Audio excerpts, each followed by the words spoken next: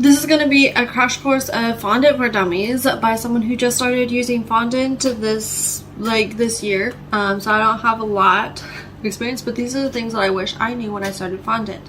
One, if you need dried decorations made out of fondant, you need to make them several days in advance. They do not dry in 24 hours. That's why my Mickey ears were a little bit floppy on my Mickey cake. I did not know they were going to take that long to dry.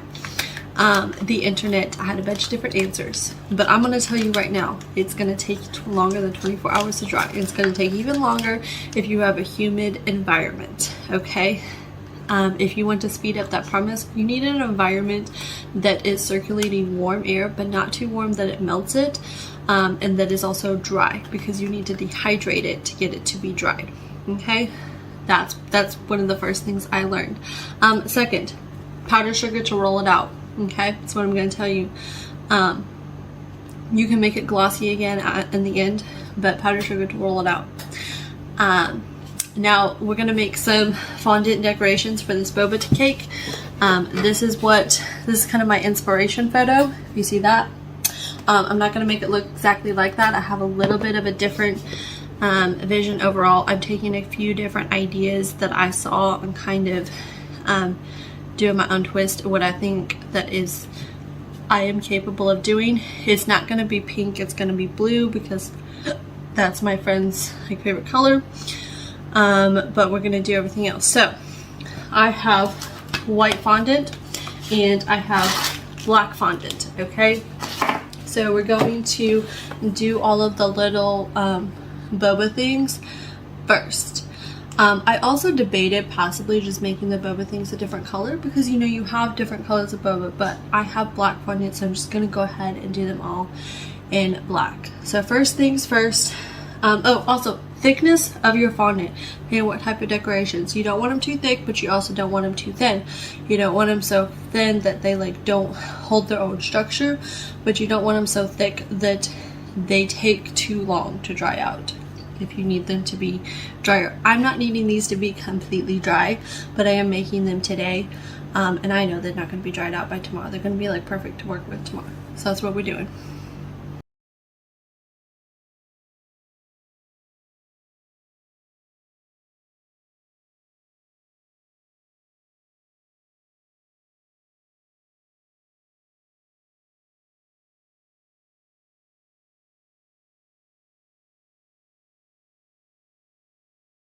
One other important thing to mention, in order to make your fondant more pliable, you just need to work it, okay?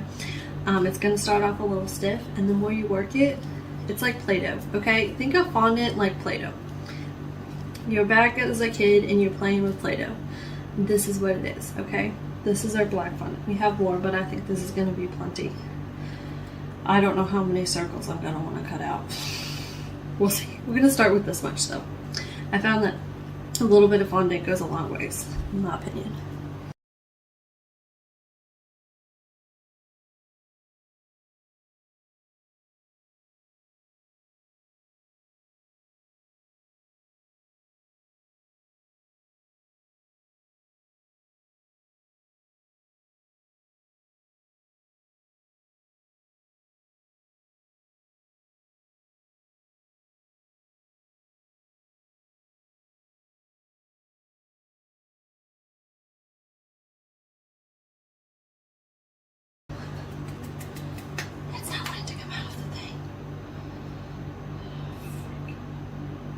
I think we're gonna end up doing a big one probably, because that one just looks better. Okay, we have this size, we have this size. I think I might do a little bit of both. I think that'll look good actually. So we're gonna do that. Let me get a sheet to lay all the stuff out on. Alright, we're gonna cut out a bunch of these and lay them out over here, and I'll show you what they look like when I'm all done.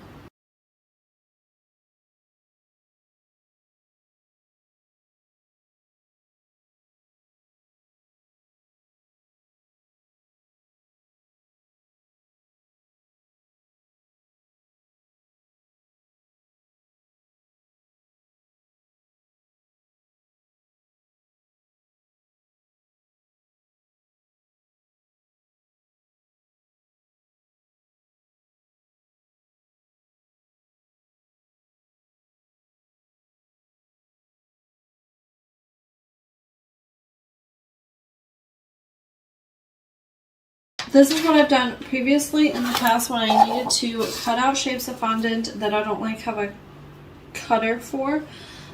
So for the like eyes and the like mouth, I'm going to draw it out, cut it out, and then use that as my template. So that's what we're going to do.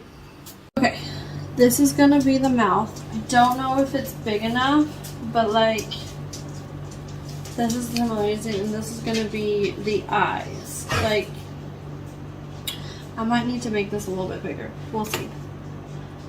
And then we'll move on to the white fondant.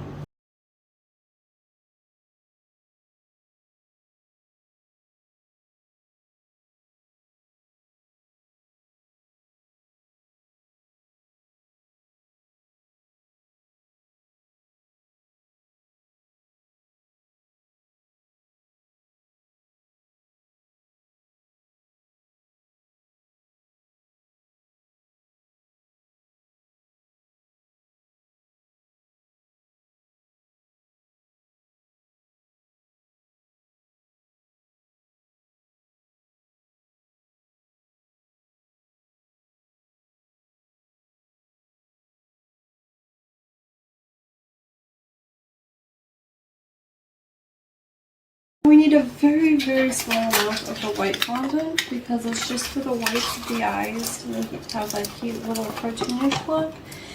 And then we're going to make a little bit of it pink to make the like the blushing cheeks. So we don't need very much of this. So I'm only going to get out a very small amount.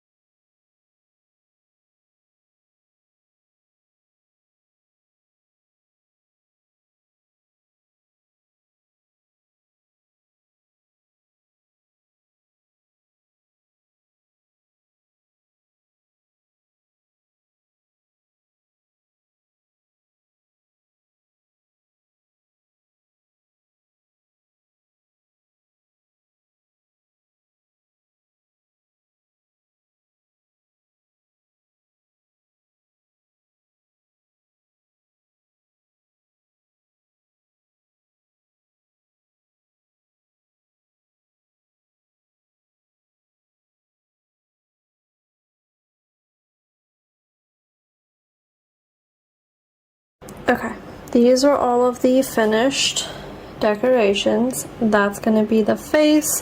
We have all of these. I need to get the powdered sugar brushed off of them, but they are pretty much complete, and I'm pretty happy with how they all came out. I think this is going to be really adorable. In order to keep my fondant decorations from drying out too much, I'm going to be putting them in a Tupperware because I do not want these to get too dry. And some of these are pretty thin, so they're gonna dry pretty quickly, and it's not very humid right now. So we're just gonna transfer these into this Tupperware, and we're gonna keep it in a cool place so that they don't get dried out before I use them tomorrow. So I'm going to go ahead and do that, and then our cakes are done, so we're going to level and wrap those up for tomorrow. Alright, we are back for day 2 in Kylie's kitchen, baking a birthday cake for my friend. We have the cake layers from yesterday. I took them out of the freezer. I'm going to let them come to room temperature while I make our frosting and get our decorations ready to go. We are going to be making a cream cheese frosting, and a classic buttercream frosting for this cake today. The cream cheese is going to go on the inside with our filling, and the buttercream is going to be on the outside, and that's going to be the one that is colored. So I have drew up kind of this mock design of what I'm kind of wanting to achieve with the design of this cake. I also showed the inspo photo when I was making my decorations earlier. So that's kind of the vibe we're going for. That is more the color that I'm looking to achieve. Do I think I'm going to achieve that exact color? No, I do not, because the food coloring I have right now is a classic blue.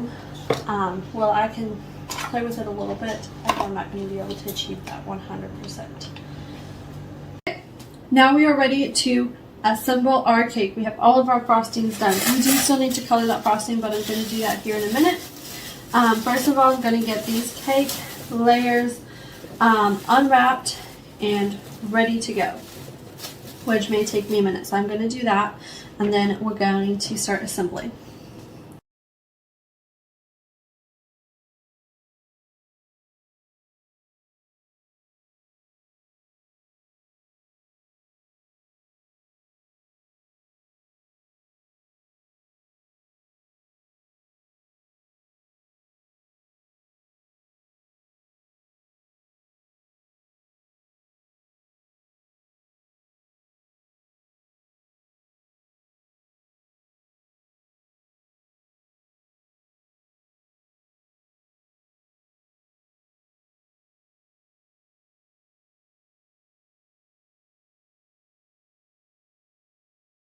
Now we're going to start assembling. First things first, we're going to do simple syrup, which simple syrup is 1 part water, 1 part sugar. Pretty simple to make. I can do video on that again at some point, but I keep simple syrup on in all times because I use it for a lot of things. Now we're going to take our cream cheese frosting and we're going to put some of that on. I need to make this hole bigger. This is going to frustrate me to no end. And that's pretty much it. We're just going to do that. I'm using raspberry jam as my filling today. Usually I would make all of my fillings fresh myself, but raspberries are not in season right now and they're very expensive, so to save myself money, I am doing it this way. Alright.